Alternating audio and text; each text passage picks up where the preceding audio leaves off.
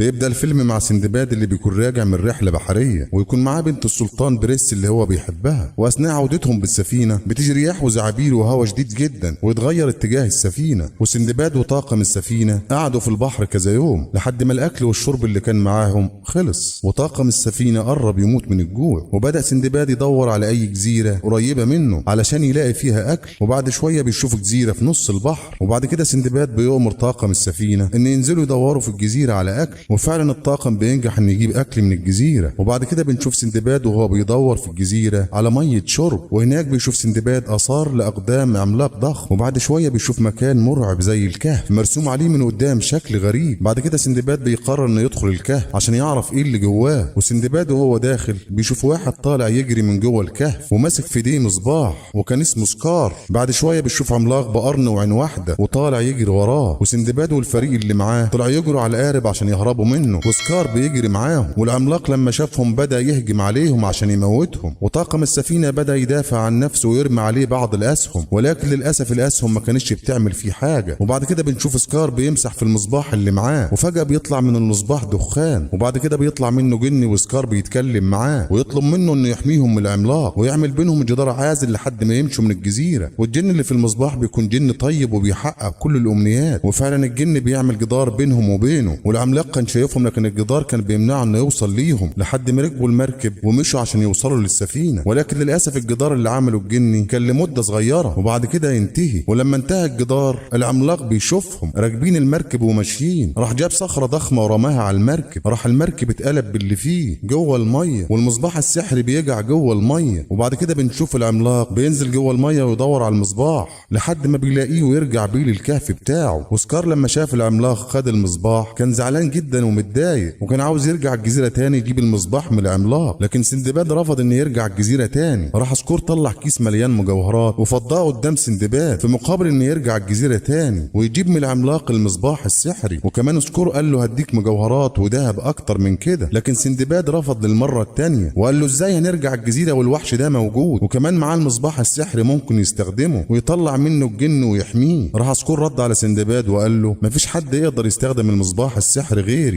لان انا الوحيد اللي عارف الكلمات اللي بتطلع الجني. وسندباد كان مستغرب من سكار اللي عاوز يضحي بنفسه في مقابل المصباح. وبعد كده سكار بدأ يهدد سندباد وقال له هترجع الجزيرة دي في يوم من الايام سواء كان برضاك او غصب عنك. وسندباد رد عليه وقال له مستحيل ارجع الجزيرة دي تاني. بعد كده السفينة بتوصل بغداد وسكار بيروح للسلطان ويعرض عليه الامر ويدي للسلطان ورقة فيها خطة عشان يقتلوا العملاق، لكن السلطان بيرد عليه ويقول له القرار ده مش بايدي، ده قرار سندباد وهو اللي هيقرر ان يروح الجزيرة او لا.